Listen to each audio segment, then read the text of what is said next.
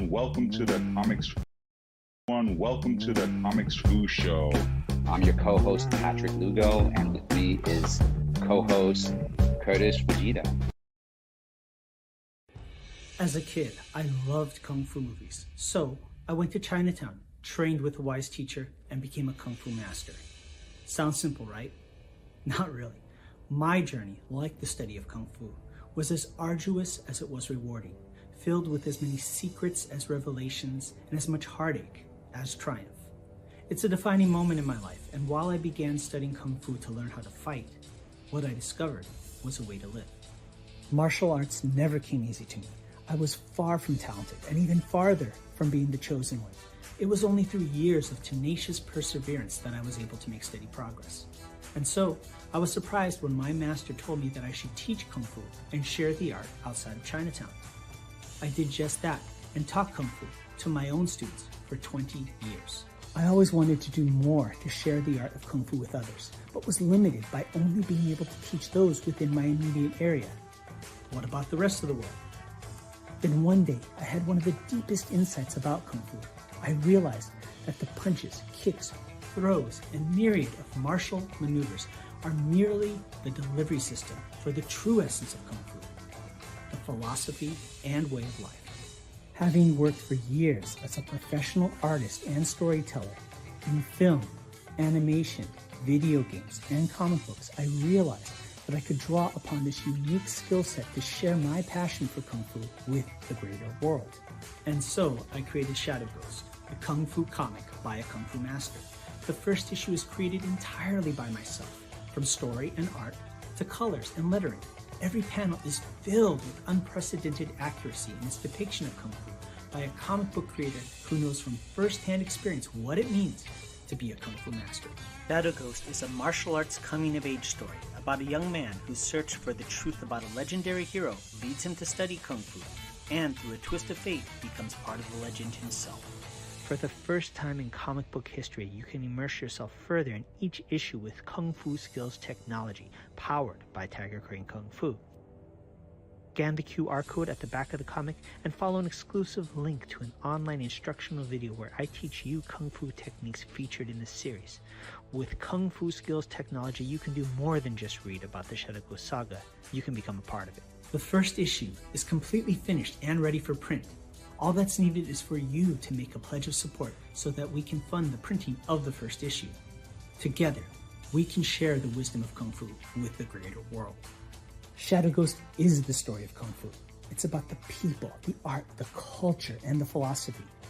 It's my story and the story of those that I've learned from, taught, fought, and loved. Join me and become part of the vibrant legacy in a place and time where we might not be the chosen one, but where we can make a choice to be part of something bigger and greater than just ourselves. I'm Sifu Curtis Fujita, and this is Shadow Ghost, the Kung Fu comic by a Kung Fu master.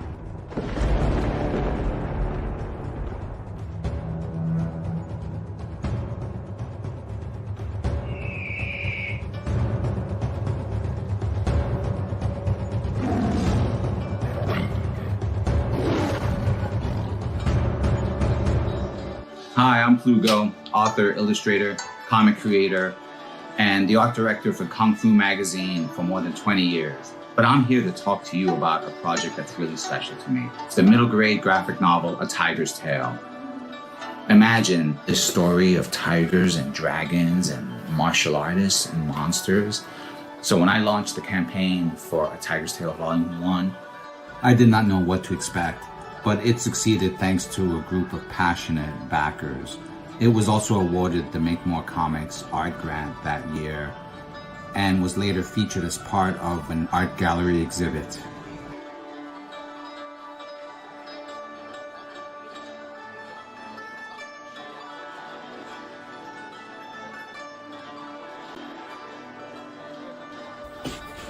And that's why I'm coming to Kickstarter, to cover production fees, printing, copy editing, things like that.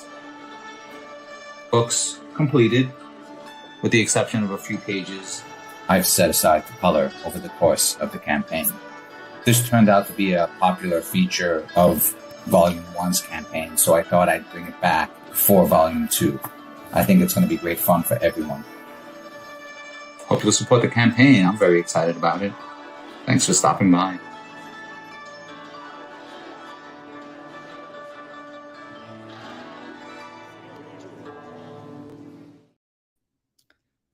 All right. Welcome, everybody, to the Comics Fu Show, where we stand at the crossroads of comics, kung fu, and all sorts of pop culture. This is my co-host, Curtis Fujita. Would you care to explain yourself, sir? Yeah, let me take the baton and bring it over here. Yeah, I'm Curtis Fujita, a comic book creator, also a Kung Fu instructor. Currently, I have a crowdfunding campaign for my comic book called Shadow Ghost. It's the Kung Fu comic by a Kung Fu master. So please check it out. We're about halfway through the campaign. And we started at the same time as Patrick. So Patrick, why don't you tell them a little bit about yourself? Go ahead. So I'm also known as Plugo Online, and you can find my campaign at kickstart.atigerstale.com, where we just reached 116% of our funding goal, but still have 16 days to reach our true goal, which is 100 backers. We currently have 69 backers, the most recent of which decided to monsterize themselves. Curtis, I mentioned to you I unlocked a new reward tier for just one backer to appear in Volume 2 as like an underboss, one of the villains. That was just last night, so that's already. Yeah, I found out this morning. Someone not only did this individual, who I won't name, but I know, not only will they be one of the underbosses in the finale for Volume 2, but they also opted to get a copy of the ultra rare Grandmaster 2 edition. So that's someone who's got great pride in their bookshelf. I'll say that. A person of discerning taste, I would say. So that's excellent. Yes, indeed. Congratulations to them and you. That's great. Yeah, that was a way to start today. But on the topic of discerning tastes, I'm really excited to introduce you to our next guest. Excellent. Who I've had the good fortune of meeting online through some of the various online comic creation communities that I'm a part of. Excellent. And we initially met and quickly discovered, a shared history with Kung Fu, and specifically Kung Fu Tai Chi, the magazine. So, but I'll let him go into detail with that. What we have with us is illustrator extraordinaire Leonardo Quiles, joining us from a very frosty New England. Hello, welcome to the show. Welcome, Leo. Thanks for joining us. Thank you. Thanks for the invite. This is great to be with you guys. Definitely. I feel like I'm in good company. Good. Skilled martial artist and skilled master penmanship. There you go. Excellent. Yeah. We were just earlier discussing the merits of like the pen versus the sword and the benefits of like why not have both, right? Definitely. Mm-hmm. But Leo, I was wondering if you could share with Curtis the origin story of how we got to know each other and realize, hey, we know some of the same people. Right. So the online community focused on children's literature, Kids Comics Unite, was pretty instrumental in me getting an agent, landing my first book deal. But during those times, Patrick and I were often in the same place, listening to a lecture in a breakout room, what have you. And it came up in conversation that Patrick was an editor at the Kung Fu Tai Chi magazine. And I casually mentioned that I had studied with Shifu Xiang Ming. Oh, And Patrick was like, well, I interviewed him, and he was in the magazine. I'm not sure if you interviewed. I can't remember what your. I know you were the editor. Well, I art director. I directed the photo shoot okay. for him we were up in the hills of the Bay Area, like the foothills of San Jose, Coyote Hills. Okay. And we took him out. He traveled from New York to California, and we took him to the hills to have this on location photo shoot, Was he which wearing was great, yellow? great fun, a little treacherous, but he endured. I'd love to see those photos. Was he wearing that high honor yellow red robe? He brought everything along. So Okay. we ran I have, ironically, I have actual snapshots of it because this was an actual film photo shoot. Right. So I have the negatives and I have prints somewhere, but the grass was a little bit slippery for some of his stunts, but that didn't keep him from doing some crazy things. That's great. What year is that? We're talking like 96, 97. It was one of my first job, like my first jobs on the job, where I was the young designer. I was eager to prove myself. So I was like, oh, we're going to have a Shaolin monk. Let's go out into nature. Let's get out of the studio and take this photo shoot into the woods. And it was great fun and craziness. Cool. That's cool. Yeah. So that was, I had already stopped training at the temple by then, and I had left New York City and moved up here to the Berkshires. So my time with Shifu was unfortunately already over, and I haven't seen him since. So I started training in 95.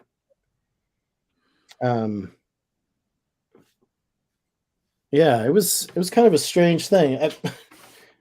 I actually still have a copy of a flyer that was hanging in a restaurant, a Chinese food restaurant that I happened upon, and I grabbed the flyer and I said, I think this is for me.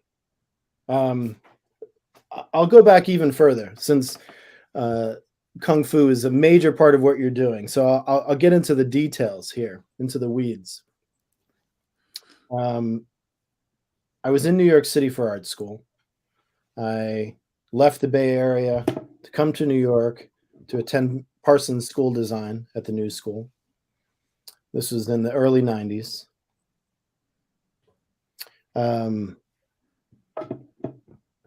While in art school, met a very good friend of mine, super talented illustrator from the UK. And she, Ursula Young, fantastic artist, look her up. She, because of her interest in techno music, introduced me to this whole culture of raving, which was totally foreign to me. New York City born, Brooklyn boy, raised on hip hop. That was pretty much all I really knew. Outside of the, rock music like Led Zeppelin or those types of bands.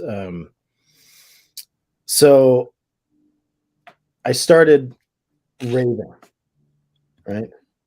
Techno, dancing, psychedelics, some mind expansion.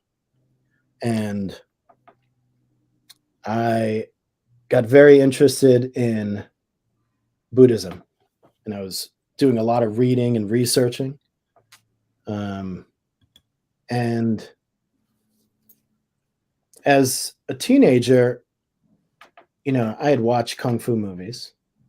I'd, growing up in New York City, you had the, Saturday Kung Fu Theater. And I was familiar with all the Shaw Brothers stuff.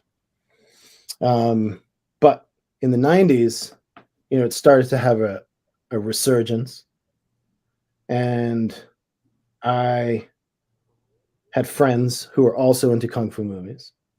So I was at a point in my life where I'd never trained in martial arts, but I needed and wanted to find a martial arts home, a teacher.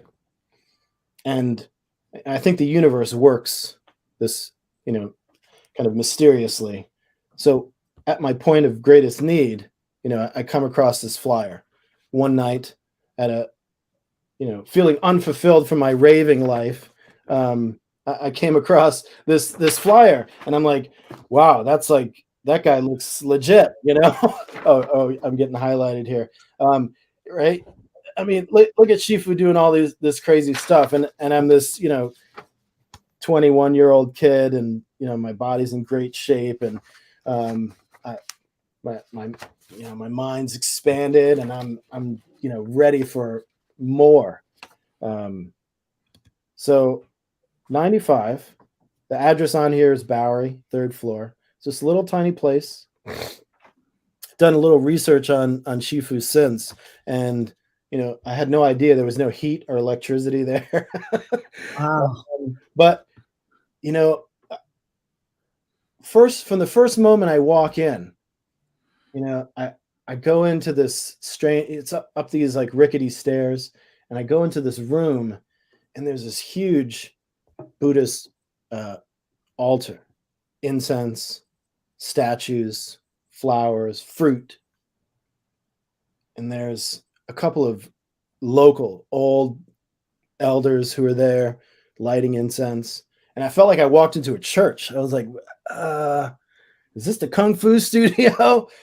And then Shifu was standing in front of me, and I felt like I was almost knocked over from his energy and his intense, piercing eyes. Like he looked right into my soul, and I felt like I was like turned inside out.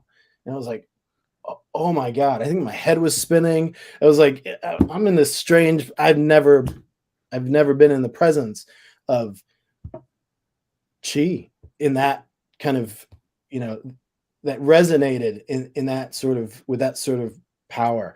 And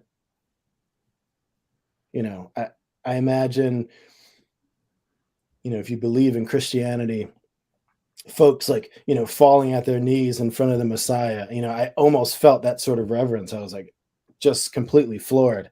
And he was very welcoming. It was like, his English was horrible. He had just recently defected from China, and I didn't know this at the time, but he had just opened up a year prior the temple. But he had an assistant, a very nice young Asian woman named Sophia Chang, who eventually became his wife. But she was his assistant, and she kind of did all the talking. And she told me the schedule, come back on this day, wear soft pants, sneakers. And it started a 2-year relationship with the temple. And it was perfect. I was done with, ecstasy and mushrooms and those things. And now, shaved my head, went vegetarian, started studying Buddhism, which was really the reason I went to the temple, right? I had an interest in martial arts, but I had no interest in belts or competition. It was not about fighting. It was about inner cultivation. And I felt like I had found Shangri-La. And it really was that for me. My, everything was opened up completely. I was single. I was healthy. I was exercising. I couldn't get to the temple enough times. Any free time I had, I lived on First Avenue and 4th Street, and I would jog from my house down to the temple, and I would train, and I'd jog back home, and I'd eat a falafel or something. And I had no interest in girls or partying. I was just working and training. And I looking back, I didn't realize how special those times were. Well, I shouldn't say that. I did. I did because of the profound effect that Shifu had on me and my life. So I studied martial arts. I studied Buddhism. We'd actually sit down and we'd read passages, Tai Chi and Qigong. But just for me, these are really important martial art forms, and you guys are both respectively far more skilled and committed to creating that art form. I had this very short window where I kind of just scratched the surface, but it really made a profound effect on me, and I still think about those days. I went out and bought the Shaolin workout book because I couldn't find anything that was at all like what Shifu was doing or could do. Everything was commercial, or it was like they were just trying to get kids in after school, and there was that very. I had already had a teacher, so I wasn't looking for another one. So it was really difficult trying to find someone that was comparable. So trying to train on my own was difficult. I eventually, I just work out, go to the gym, run, try to stay fit. But any of the real martial arts training has all fallen by the wayside. However, Shifu did open up an external temple in upstate New York, which is not terribly far from where I am. And now that 25 years later, I'm a parent, and I have a young teenager. I have two young teenagers, or two teenagers, and my son is coming, starting to be interested in his body and wants to train. So I'd love to, I think maybe this summer, get over to the temple and do one of those week retreats. And I'd love to reconnect with Shifu again and Sophia Chang. So, at the time, I kind of knew, I definitely knew about Wu-Tang, right? So we'll segue into a little hip hop here, since we're talking about the temple. And the temple moved around. But I went back to New York a couple times, visited Sophia and Shifu when the temple moved from Chinatown to Broadway. It was like right above the Tower Records. I don't know, Broadway and 8th Street, maybe. I'm not sure where they are now. It's been a while since I've been back. But anyhow,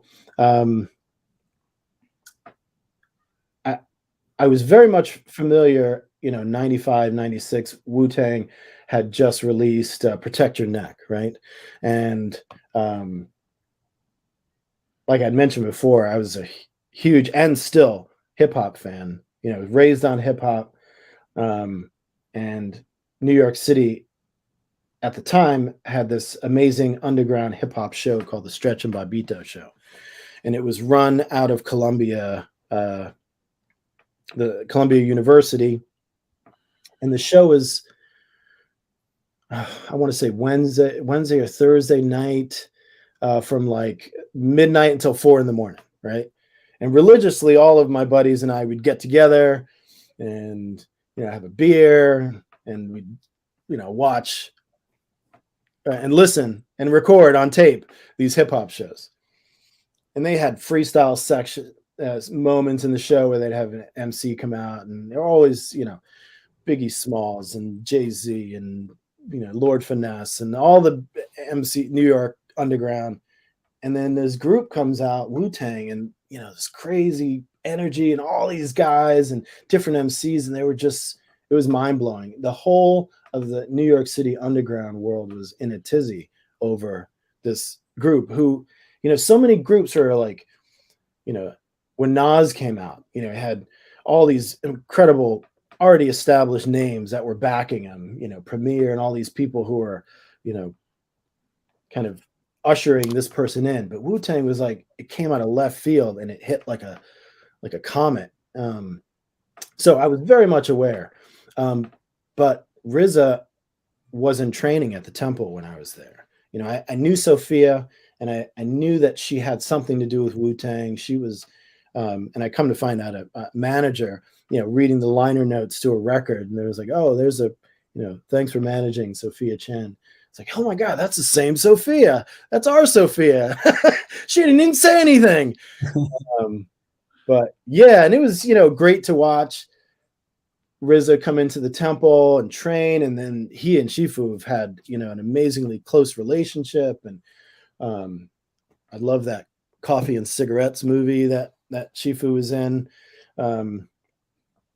It's who's the director? I want to say Linklater. Anyhow, it's a great movie, Coffee and Cigarettes, and there's a segment with RZA and Bill Murray, and they're talking about, oh, I gotta stop at the temple, and so though I've never met RZA, I definitely feel like we are Shaolin brothers. So if I ever do meet him, we'll have to give him a nice solid pound and say that we go way back. Definitely. As a fellow hip hop fan, I got to ask you the question that always needs to be asked: top 5 dead or alive. What do you got for us? Top 5 dead or alive. Yeah. Unfortunately, some of them are dead. Yeah. Gifted, Universal, Rhymes Unlimited, Guru, Gangstar. Yeah. It was mostly the voice. I loved what Gangstar was doing. I'm in my 50s, so I'm on the 5th floor. So I remember, when that stuff was coming out. Public Enemy was a huge fan when I was in high school.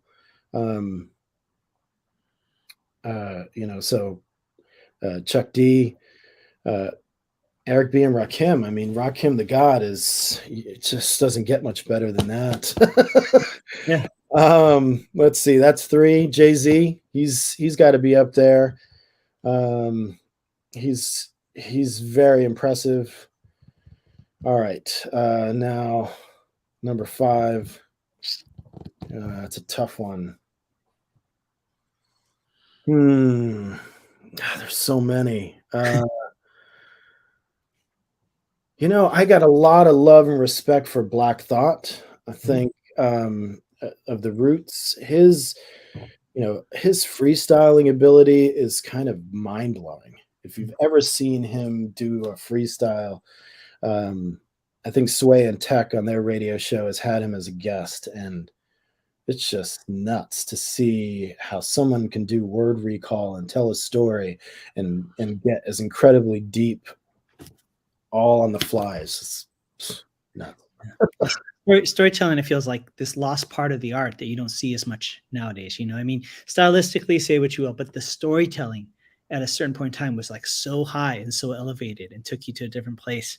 And it's not the focus as much, at least mainstream, which is so unfortunate because that was such a powerful element of it, right? Absolutely. I mean, I'm constantly getting into arguments with my teenage son. He is all about the trap crap, and I'm like, what is this? Turn that off. I hate it. It's all about gang, gang, gang, and it's like stuff that just feel like my parents. I'm like, you need to listen to my music, you kids these days. Yeah, I mean, it's like Garbage. how did I learn about Listen to KRS-One. Have you ever listened to De La Soul? You guys, you don't know what you're talking about. Totally. Yeah, it's like that's how I knew about like Angela Davis and Huey Newton. I mean, that was through hip hop. I mean, how else would somebody from my background learn about those cultural movements, right? I mean, absolutely. Yeah. As an undergrad, I wrote my thesis about the pedagogy of hip hop and how important I haven't seen the most recent PBS documentary with Chuck D.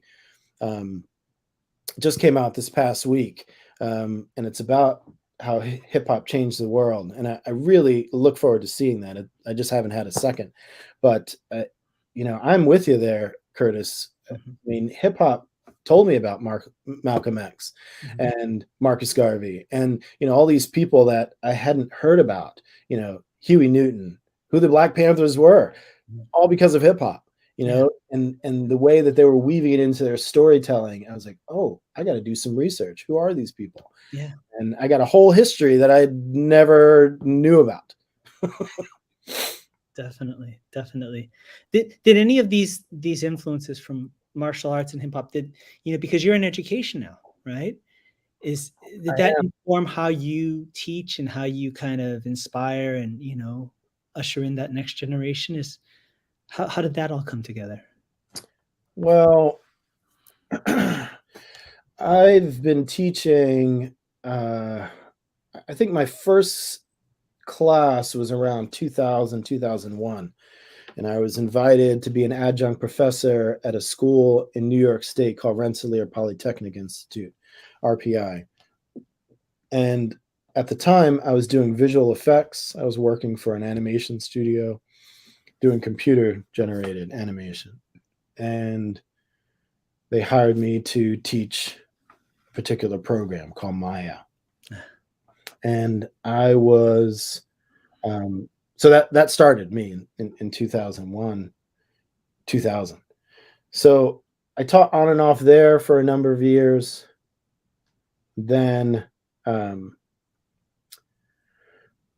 started teaching at another college, local, called Massachusetts College of Liberal Arts. And there I was teaching a bunch of different video editing software. I was teaching traditional foundation drawing. I was teaching a comics course. And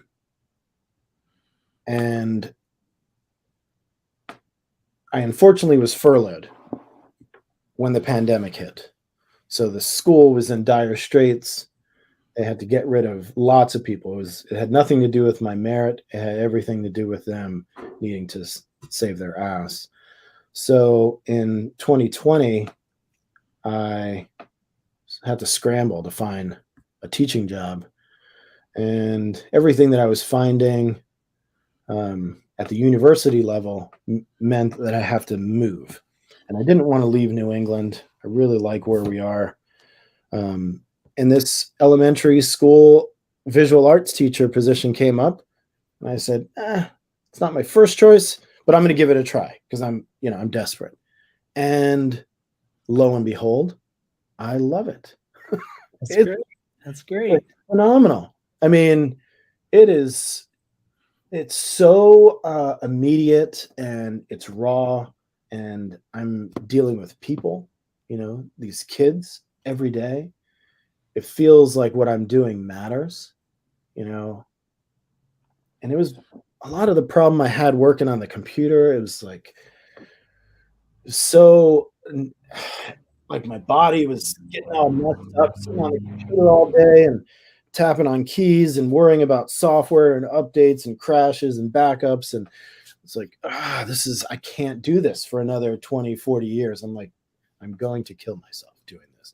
I'm joking, but it was horrible.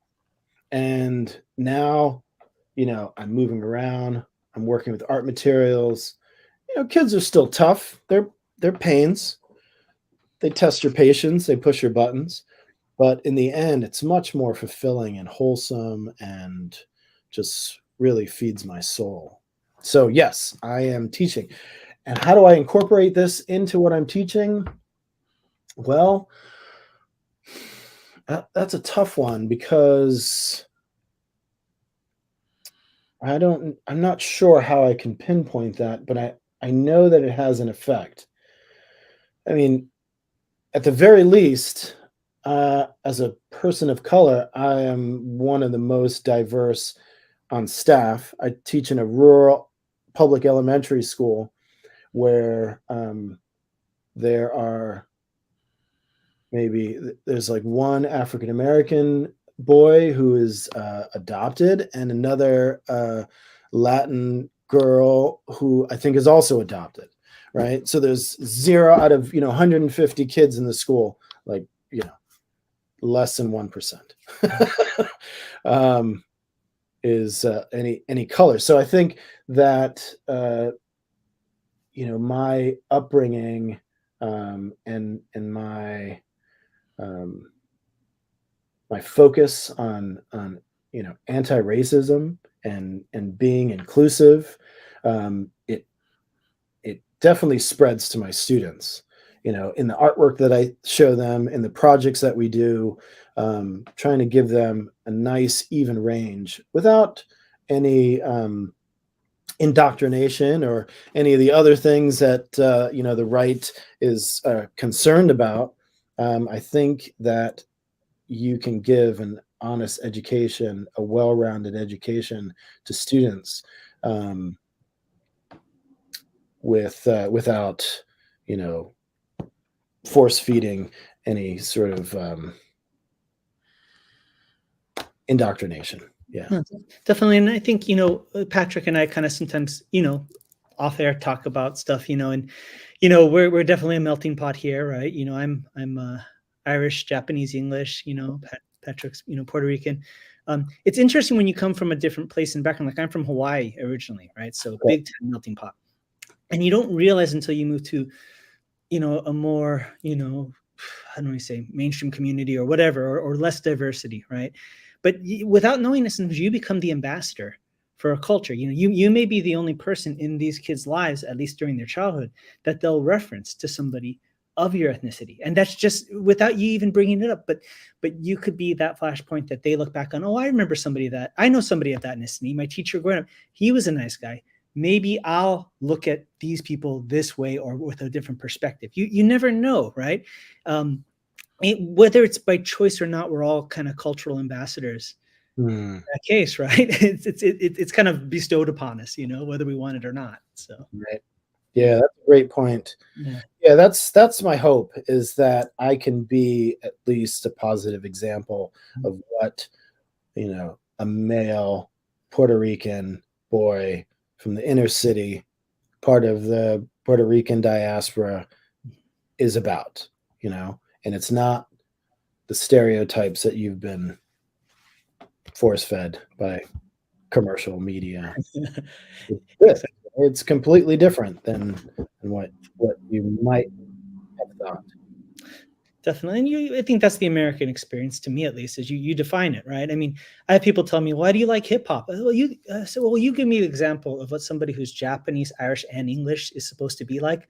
I'll follow it, but I'm kind of making it up as I go along, so, you like what you like.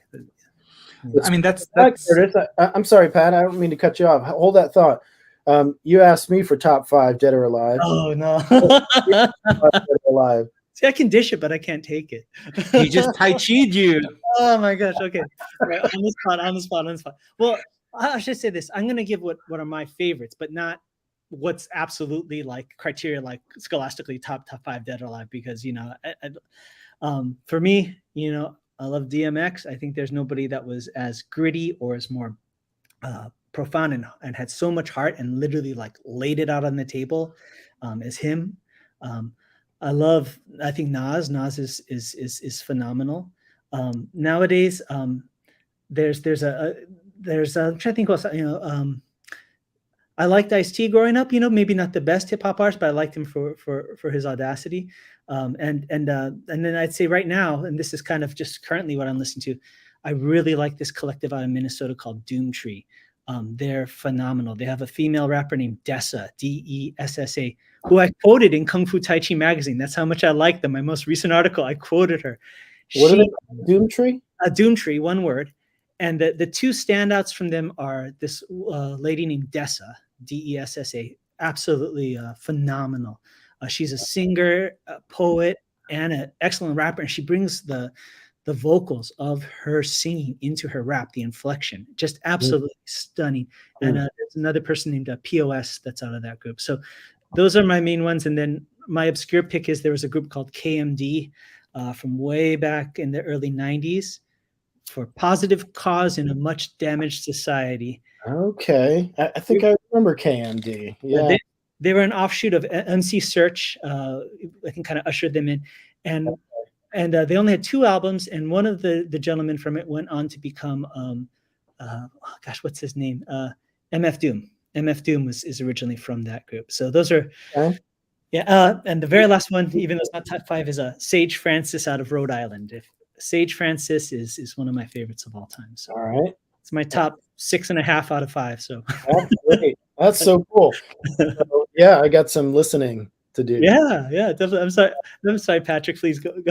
No, well, first, jump in. Can I just say that I knew this would be such a great conversation. That's why I kept saying, Leo, come on, you got to join us. So I'm just having a great time with it. And the one thing I wanted to comment on is like the kung fu-ishness of it all. Here we all are talking kung fu and kung fu's impact on our lives, while none of us are from China, right? So it's like it's such an example of like how cultural appropriation can be a good thing, maybe, like it's that sense of what you were saying about being a cultural ambassador, how there are times when you can adopt it in the right way, or that adoption can be a benefit. I don't know. I'm kind of losing my metaphor here, but there's something in there that I like. Totally. And you both share, the connective tissue, right, of being, Puerto Rican and from, that area. I mean, that's something I've always been a little bit jealous of is both cultures, right? Is the East Coast New York culture and the Puerto Rican culture. All the Puerto Rican friends that I have are just so passionate, and they're so passionate about being Puerto Rican. Like, I can't tell you how many cars I've gotten in, and you have like the CD with the Puerto Rican flag on it, and it's just like it's kind of like coming from Hawaii. Maybe it's that island culture, but that idea of just being so passionate about where you came from and so unapologetic about it. And I just admire that so much. And the whole New York scene, I think it's just, you guys have such a tremendous culture coming from out of there, It's crazy. I mean, it's kind of funny, Leo. We must have crossed paths. Like, I threw my last rave party at around 94. And then before I left New York, I started throwing very, very private parties for a handful of like fraternities in the brownstones basements of Columbia University. Wow. Where it would be very like, we would be hired, I would be hired to bring one of my, reliable, my token London DJ, right? My one DJ who came out from the UK because the competition was too stiff.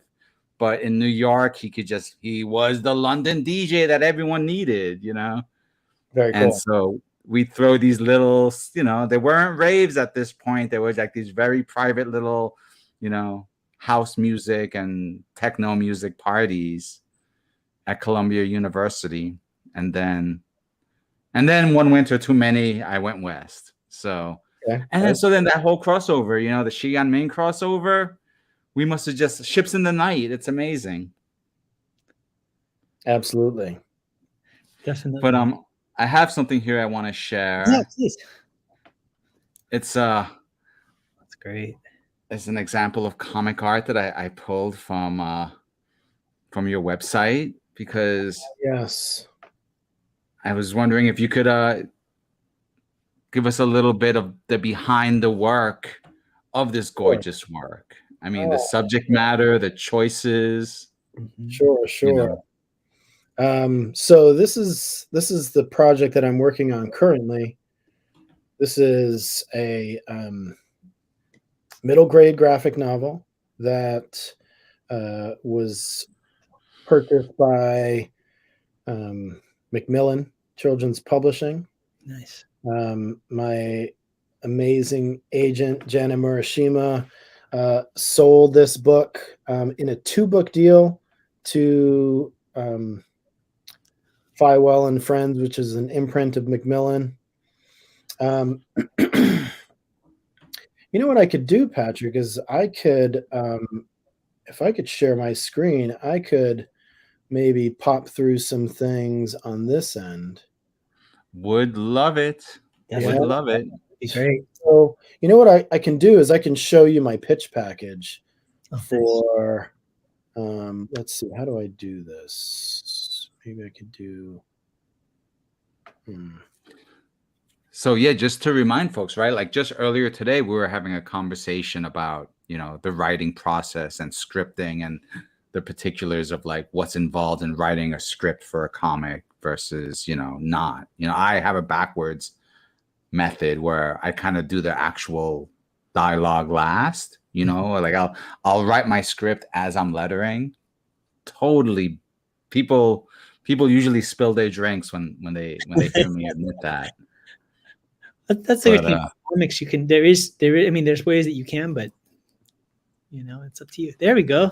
Oh my gosh, that is gorgeous, man. That is just absolutely gorgeous. I love it. I'm not sure how to present this so that you don't see all the text. Oh, I think if you go full screen mode, maybe. That's not working here. Let's see. I'm gonna stop the share here. Yeah. Definitely take your. Yeah, but yeah, that's the funny thing is, you know, there's certain methods of writing a comic book, but there's really, you know, anybody that really knows is as long as it gets done, you know, there's, you know, and what the creative team is composed of, right? Right. Well, yeah, that key difference between an auteur versus like the assembly line effect, right? From editor to writer to penciler to inker to letterer to colorist, etc. You know. Definitely. And always when you hear about how the Marvel method actually came up was just a matter of just trying to expedite the process, right? Just so, yeah. Now for me, I kind of do the Marvel method myself. Like I'll write it out like the gist of each page, and then I'll draw it, and then I'll do the dialogue. But I actually don't even do the scripting on a separate page. I'll do the dialogue directly on the page because if I'm going to be lettering it, I might as well just do it once, right? so it's. All right. So I'm not sure this will work, but let's see. Can you still see this? It looks like it's loading, but yeah, we can see. Single image. No. Yeah. How about this? I'm scrolling through here now. Oh, it's just the loading screen. Okay. All right. Let's try this again. I'm going to stop my share. Right. Sorry, guys. Oh no, not a problem. This is the way live streams are. You know, it's, you know, one day Patrick and I we'll have a tech person behind the scenes, right, Patrick, that can do all this for us. Where's that intern when you need them? Right. All right. So I won't mess around with this. You'll just see the slides on the side. There's no two ways around this one. So This is the proposal that my agent and I worked on for about a year. So she signed with me in the fall of 20. And we got an offer in the fall of 21 from Macmillan. So for the year, I came to her with some character designs and a script and a couple of pages, and we worked it into this pitch package. So this is a proposed cover, little synopsis of the graphic novel at approximated 200 pages. Now that I've just finished my thumbnails, we're at 312 pages. Wow. So it's a story about a young Puerto Rican boy in New York City being raised by a single mother.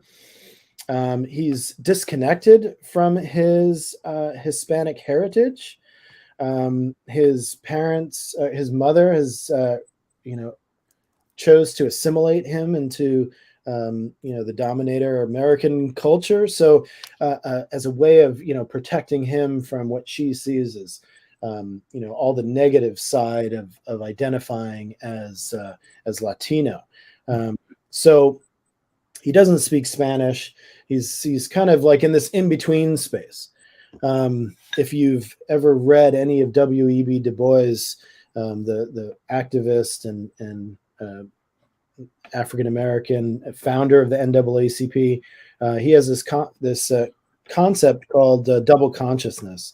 It's a theory of African Americans living, in this single body in a warring ideal of these two places, not African, not American, but somewhere in between. And Curtis, I'm sure, being mixed race, you probably have personally felt some of this. Okay. Am I Japanese? Am I American? Am I Japanese enough for the Japanese? Am I American enough for the Americans? Where do I fit? And I was, kind of battling with that myself, and I thought I'd take this concept of double consciousness and turn it into a story. So this young boy is really disconnected. He doesn't know his paternal family. All of his family is through his mother. The father is non-existent, but out of the blue, he receives a plane ticket from his paternal grandfather to fly to Puerto Rico to help rebuild the family house after a hurricane. Here are some sample pages. This is the opening spread. It's a dream sequence. Here he is with his mother. He's out in New York City. He's riding his skateboard around. He's hooking onto the back of the bus. Here he is going into a park, meeting up with a cousin of his who is Afro Caribbean. Here, trying to show the diversity even within a culture like Puerto Rican. You've got African, you've got Spanish, you've got Taino, and this blend of all of these different skin colors and features, all within this one mixing pot. So, like myself, who have, relatives who are very dark with kinky hair, and others who are, not blonde hair, blue-eyed, but blue-eyed and dark-haired and light-skinned. So here is a cousin that he's very close with, who the mother feels he's a little too streetwise and a bad influence. This is jumping ahead to some sequence. This is at a bodega in the Bronx where he has a run-in with local homegirls who, give him a hard time for being a skater boy and, not fitting in at all with the local fashion of the day. So again, not fitting in any of these places. This is a shot in Puerto Rico with another cousin that he recently met when arriving there, and also, getting an understanding of what post-hurricane life was like, with, access to clean water and electricity and blackouts and shortages of gas and long lines and that sort of thing. So, it's kind of a topical issue, but also dealing with a lot of things that I'm interested in. This is a little part of the pitch that talks about my background, Parsons School Design, MFA at University Hartford, comp titles. So these are other graphic novels that are dealing with similar themes to show where my book would fit in the marketplace. These are prose books that are dealing with similar themes of race and identity. And this last one, artist notes, this is my plea for why I'm the person to tell this story. New York City boy, born and raised in hip hop, talking about the cultural things that are happening right now, dealing with Latino and Latinx peoples like Boricua, comic book, Bad Bunny, West Side Story, In the Heights, all of these tying into the Puerto Rican diaspora story, comics, popular culture. Yeah. So that was picked up. And I'm going to jump while I still have this going. I'm going to jump over to my thumbnails. So this is what I just, oh, you know what? Since I've got you guys, I'm going to bend your ear. This is a kickoff. So this is a slideshow I had for a kickoff party. Kickoff party. Listen to me. Kickoff meeting with my art director, Kirk Benshoff, who was the art director for First Second, and my editor, Liz Zabla at Fywell and Friends. So this is a character. This is a watercolor. Two characters. This is the cousin and an aunt that he meets in Puerto Rico, and what she's saying there is "quédate quieto," which is settle down, and "te voy a matar el cocotazo" is do you want to get a hit on the head? And I saw this a lot with my sister, very textured hair, and my mom, combing out her hair. So I was just showing, kind of finished pencils and final ink, some character development. These are character sheets for the cast of characters in the story. Little description about who they are. This is a character. Flag apron, glorious. It's awesome. Oh yeah, here's a flag apron, and here's another flag shirt. Showing these are again finished pencils, inking, and then some example of where am I? Example of thumbnails.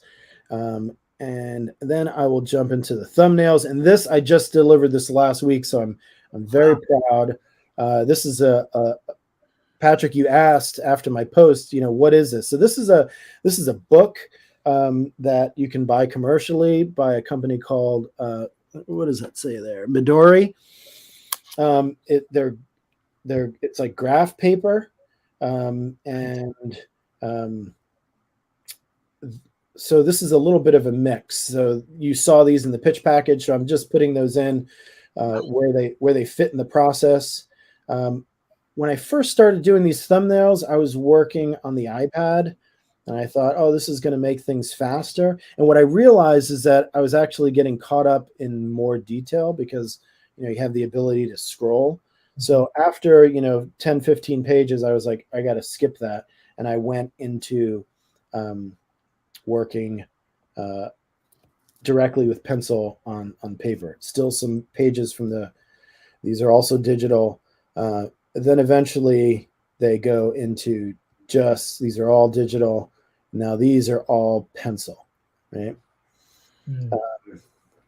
And I've got the book here, and I can show you what they actually look like. These are like these are like business card size. So they're like 2x3.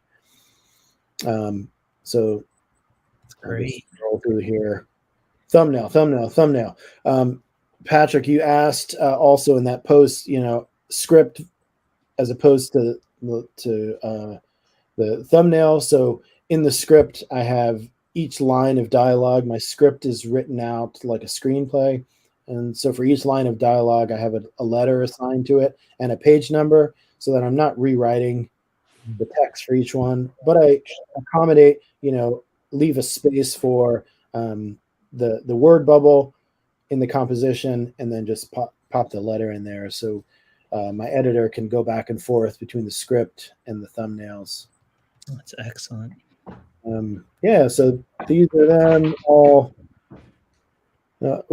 All the way to 312. Wow, this is great. I love it. And that's it. That's where I am right now. And I honestly just delivered that on Friday. Wow. we're already at 5:30. My gosh, where did the time go? Well, I got you guys. I got to, Chris, when you were saying, all the Puerto Rican friends, and they've got this real tight connection to their heritage and their identity, and I wanted to show some other things that I'm working on. Yeah. This is a ceramic plate. Wow. It is this is Albizu Campos, Uh-huh. who is a nationalist Puerto Rican who fought for independence Wow.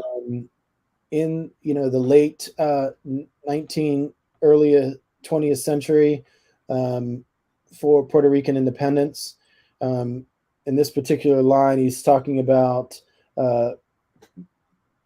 grande es el imperio.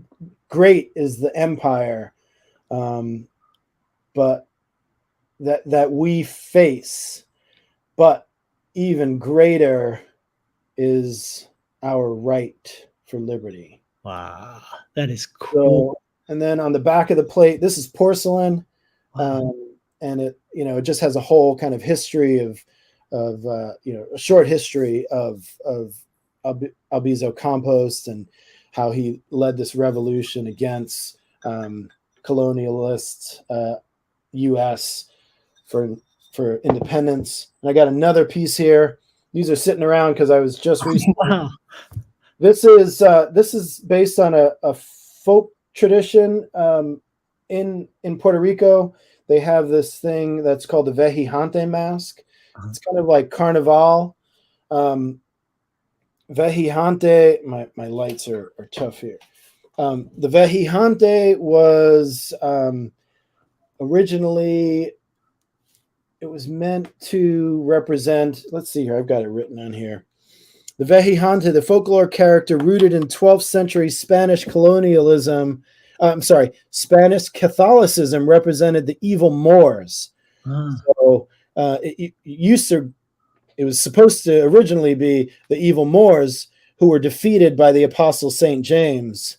But when this tradition was brought to Puerto Rico, it mixed with the native Taino and the West African rituals, and the Vejijante came to represent a connection to our ancestor and embody the trickster fighting against colonialism.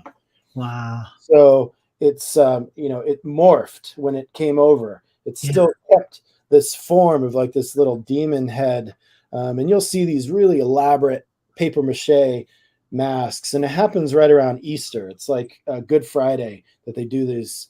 So I made this porcelain one, and it's covered with these kind of tattoos, like, hip hop, graffiti tattoos, from my time in the Bay Area, and the Cholos and their Old English tattoos. And, I've got some native markings and let's see, this side here is a little teardrop, and some graffiti from my graffiti days, that sort of thing. And it hangs on the wall.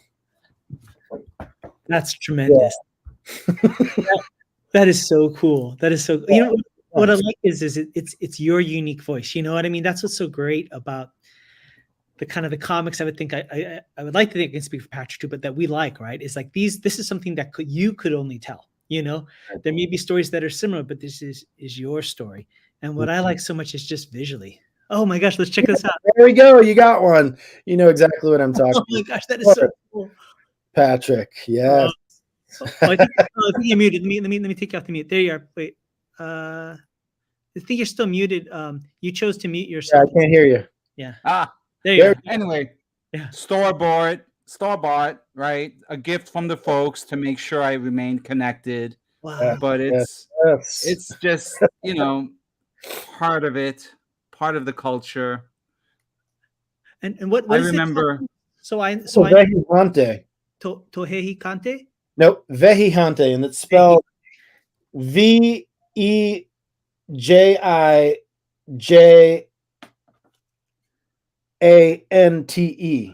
Okay. So Vihang, right? Vihang translates to saint, mm-hmm. right? So it's almost like a saintling or something, right? Not quite a saint, but like a protective spirit. That's And I remember when my parents have since moved back to the US, but they spent a few years reconnecting. And I remember when we visited, everywhere, like we were on the flight to return, like on every hour there was a little miniature Mardi Gras as the band would just come out and in costume, and they would just march across the airport, and then an hour later they'd march back in the other direction. Oh, I love it. I know what I want now. I want one too. Yeah, the tricky thing about those is getting them back. They're some of them are really large, and they're intricate, and they have all these multiple horns, and then horns off of horns, and they're almost like tree spikes. It's just, you can probably buy one for $100, but it'll cost you 3 times as much to get it boxed up and sent home. So you can enjoy them while you're there, or you get, one like Patrick has, like a tabletop one. Yeah, exactly. I've been wanting to move that one out into the front garden to like hang out with the gnome, Perfect. That's awesome. Great stuff. Excellent. Yeah. What I love about your art is you can kind of see that urban kind of vibe, but it's not harsh. There's a personality to it that's really engaging. That it's just really, really great work. Really excellent work. I can't wait to see that book. Thanks, Curtis. I really appreciate it. Thank you. Definitely. The last question, Plugo, top 5, dead or alive? Man,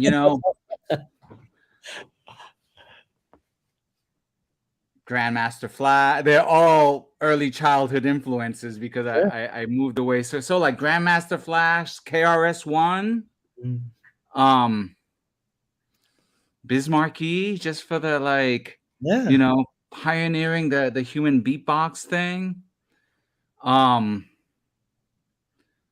If I say Run DMC, does that count as 1 or 2? That could be 1. Yeah. And I mean, more recently, I would say Jean Grey, female rap artist, just because of the X-Men, because she named herself after an X-Men, so there's something to be said for that.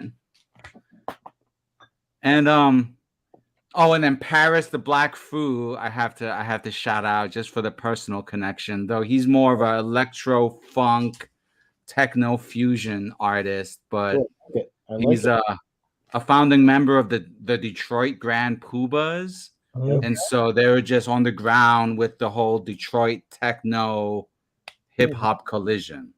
Well, I like that. And then I also got to tour Europe with them, so I'm a little bit biased because there's nothing like being the unannounced guest that has to climb into the back of the limo when we all landed in Paris that one time or something, Very cool. How cool. I got to take the station just before I forget. Shout out to Houdini. I don't think Houdini gets enough praise. Houdini, the proto Run DMC, Ecstasy just died last year, but Houdini, you got to know Houdini. You got to know the Freaks Come Out at Night, and friends, definitely friends. How many of us have them? Ones we can depend on.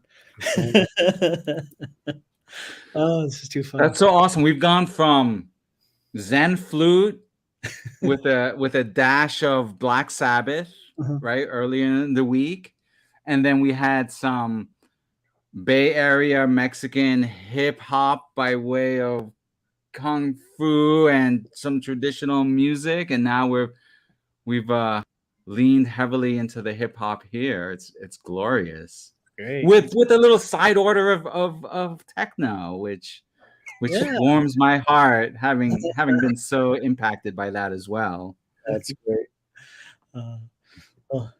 Well, excellent. As we wind down, is there any other updates or things people should keep an eye out for you, Leo, that you want to let them know about? Boy, yeah, there's not much. I mean, I'm like up to my ears in this book. It's a lot of work, and I'm just doing all that I can to stay focused, to keep it moving. This is a huge coup for me to get this out the door. The thumbnails, I've never done this large format, this long format before. 300 pages is quite an undertaking, and it's been really strange. It's one thing to create thumbnails and then go into inking and coloring, for a couple of pages or 1 or 2 pages, but to be stuck in this one part, only thumbnail. It's a little exhausting. And I'm not sure what the rest of the process has in store, but I'm excited. I'm honored that I have this opportunity to work with so many talented people to get it out the door. The story has gotten better because of my editor, and I'm sure that the art will be better working with the first, second people, and this whole thing is going to be fantastic. So yeah, nothing to say except if you don't hear from me, it's because I'm at the drawing table. Well, I mean, this is so perfectly on theme for today. Like, so much of our conversation today has been like about the fortitude of getting to the finish line, right? Like, and we had this conversation this morning too about that, about like putting aside all the distractions to get to that, to get to the final, to finish that first draft, and here, you gave us a firsthand look of like what would be a winning pitch package. There's like, for so many, right, there's this invisible alchemy of what makes a winning pitch package. And so the fact that you delivered that here is just another victory, for what I want these conversations to be about. Patrick, I'll bookend that by those voices in your ears, that that tape that plays over, and one of them is a gem that I got from Shifu Xiang Ming, and it's more chi, train harder. And it's true. When you think that you're exhausted, you can do more. You can work harder. Yes, you need rest. You need to, but I think we have a tendency to get lazy. And I think it's easy to at least for me, it's easy for me to say, I think I'm just not going to draw. I'm going to go sit on the couch and watch news, and yeah, you have to be aware of when you need a break and what have you. But I think that's something that goes over in my head often when I start to feel like, I'm going to take a break. No, actually, I'm going to finish this page, work a little harder, train harder, more chi. So definitely.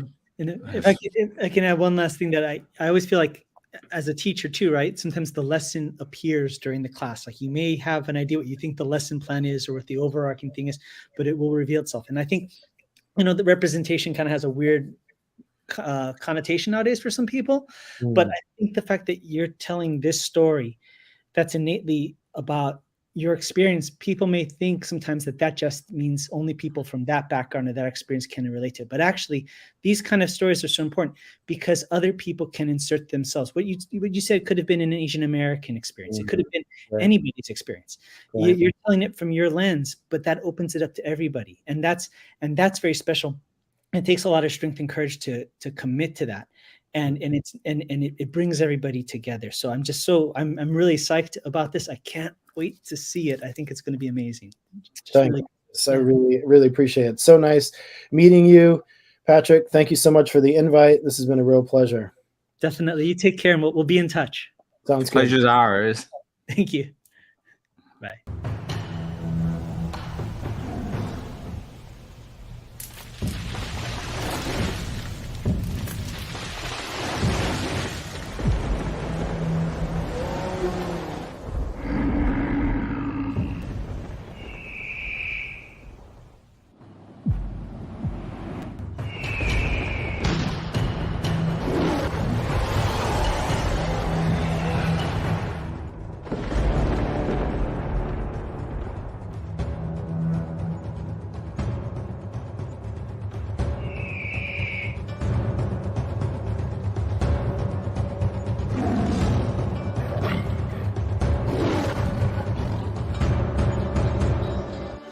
Adam Plugo, author, illustrator, comic creator, and the art director for Kung Fu magazine for more than 20 years. But I'm here to talk to you about a project that's really special to me. It's the middle grade graphic novel, A Tiger's Tale.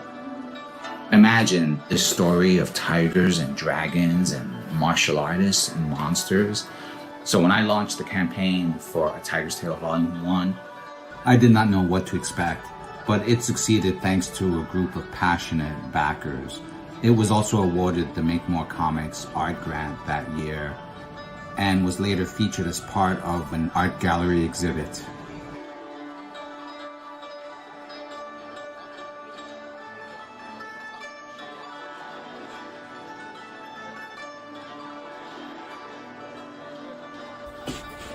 And that's why I'm coming to Kickstarter, to cover production fees, printing, copy editing, things like that.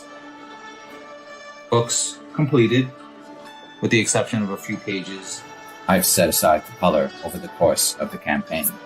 This turned out to be a popular feature of Volume 1's campaign, so I thought I'd bring it back for Volume 2. I think it's going to be great fun for everyone. Hope you'll support the campaign. I'm very excited about it. Thanks for stopping by.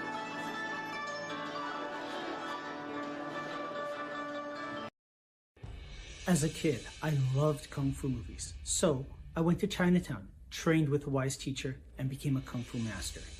Sounds simple, right? Not really. My journey, like the study of Kung Fu, was as arduous as it was rewarding, filled with as many secrets as revelations and as much heartache as triumph. It's a defining moment in my life, and while I began studying Kung Fu to learn how to fight, what I discovered was a way to live. Martial arts never came easy to me. I was far from talented, and even farther from being the chosen one. It was only through years of tenacious perseverance that I was able to make steady progress. And so, I was surprised when my master told me that I should teach Kung Fu and share the art outside of Chinatown. I did just that, and taught Kung Fu to my own students for 20 years. I always wanted to do more to share the art of Kung Fu with others, but was limited by only being able to teach those within my immediate area. What about the rest of the world? Then one day, I had one of the deepest insights about Kung Fu. I realized that the punches, kicks, throws, and myriad of martial maneuvers are merely the delivery system for the true essence of Kung Fu, the philosophy and way of life.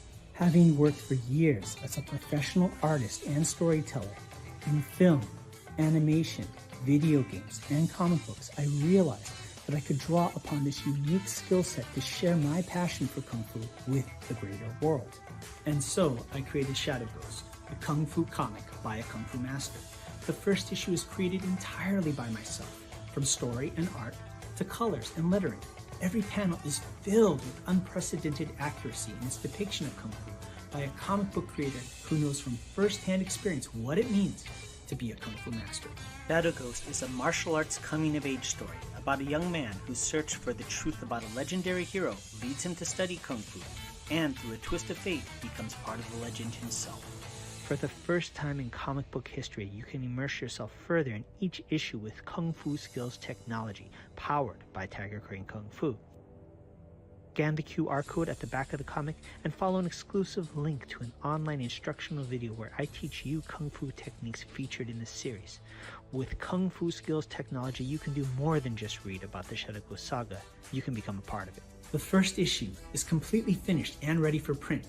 All that's needed is for you to make a pledge of support so that we can fund the printing of the first issue. Together, we can share the wisdom of Kung Fu with the greater world. Shadow Ghost is the story of Kung Fu. It's about the people, the art, the culture, and the philosophy. It's my story and the story of those that I've learned from, taught, fought, and loved.